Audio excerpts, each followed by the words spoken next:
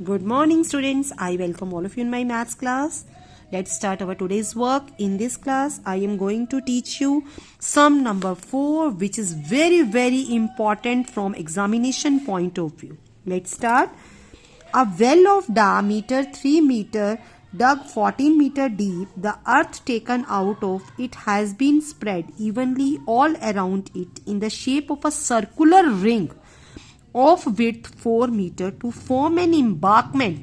Find the height of the embankment. बहुत important question इस पूरी एक्सरसाइज का बेटा, आप बहुत आराम से सुनेंगे, इसकी स्टेटमेंट पढ़ेंगे और आप ध्यान देंगे। स्टेटमेंट में आपको एक सर्कुलर रिंग की बात कर रहा है और एम्बार्कमेंट की बात कर रहा है। पहले तो मीनिंग समझते हैं, व्हाट इज एम्बार्कमेंट।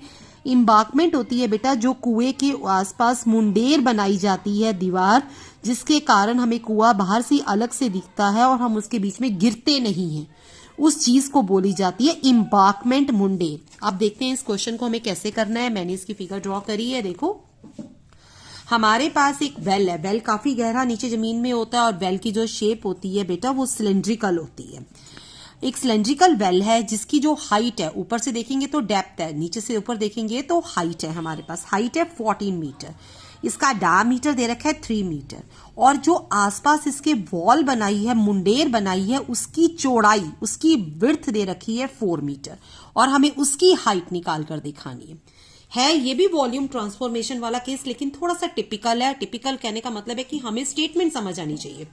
अगर आपको अच्छी तरीके से स्टेटमेंट समझ आ जाएगी तो ये क्वेश्चन बहुत इजी रहने वाला है, बिल्कुल भी मुश्किल नहीं है। अब इस क्वेश्चन का मीनिंग देखते हैं क्या था। हमें एक वेल खोदा गया है और उससे जो मिट्टी बाहर निकली है उससे ही हमने इसकी एम्बार्कमेंट बना दी है और उस एम्बार्कमेंट की हाइट निकालनी है। तो ये भी वॉल्यूम ट्रांसफॉर्मेशन वाला केस है कि जो मिट्टी अंदर से बाहर निकली है यानी V1, उसी से एम्बार्कमेंट बन गई है, यानी कि इन दोनों का वॉल्यूम हमें आपस में इक्वल रखना पड़ेगा। तो मैंने क्या किया, मैंने इस क्वेश्चन के अंदर मैंने फिगर बनाई और इसकी हाइट को h लेट कर लिया। Let height of embankment h हो गया। जो रेडियस था अंदर का वो डायमीटर 3 है, तो यहां से जो हमारे पास वेल का रेडियस निकलेगा वो डायमीटर बाय 2 हो जाएगा, यानी कि 3/2 करेंगे तो 1.5 आ जाएगा। अब हमें जो पॉइंट याद रखना है वो क्या याद रखना है, हम लोग 8th क्लास में करते हैं स्टूडेंट, रिंग का एरिया जब निकालते हैं तो हम कैसे निकाल सकते हैं। ये स्मॉल r होता है और जो इसकी विड्थ होती है, अगर ये विड्थ इस स्मॉल r में ऐड कर दी जाए तो ये कैपिटल R निकल जाता है। तो हमें यही याद रखना है, ये पॉइंट हमें लर्न करना है अच्छी तरह, commit to memory. Capital R is equal to small r plus width, तो 1.5 में 4 ऐड करेंगे तो 5.5 आ जाएगा। अब आ जाती है मेन कॉन्सेप्ट पर। हमारे क्या करना है, वॉल्यूम ट्रांसफॉर्मेशन वाला केस है कि जो कुएं में से मिट्टी बाहर निकलेगी उसी से तो एम्बार्कमेंट बनानी है। तो हमने क्या किया, volume of well is equal to volume of embankment. Volume of well cylindrical है तो फॉर्मूला πr²h। डिफ्रेंशिएट करने के लिए मैंने यहां पर h को क्या ले लिया, कैपिटल H ले लिया 14 और इसको मैंने मान लिया स्मॉल h, ताकि मेरी कैलकुलेशन में गलती ना हो। तो अब हमने जब वॉल्यूम ऑफ एम्बार्कमेंट लगाना है तो स्टूडेंट यहां पर आपका 9th क्लास में कॉन्सेप्ट था 13.7 एक्सरसाइज का 3rd क्वेश्चन और 7th क्वेश्चन, लीड, पेंसिल और पाइप वाला। कभी भी हमें हॉलो सिलेंडर का वॉल्यूम निकालना होता है तो हम क्या करते हैं, बड़े वॉल्यूम में से छोटे वॉल्यूम को माइनस कर देते हैं। तो मैंने यहाँ यही कॉन्सेप्ट लगाया है, बड़े वॉल्यूम में से मैंने छोटे वॉल्यूम को क्या कर दिया है, सब्ट्रैक्ट कर दिया है। यहाँ स्मॉल h यूज कर रहे हैं क्योंकि हम किसकी बात कर रहे हैं, हम एम्बार्कमेंट की बात कर रहे हैं।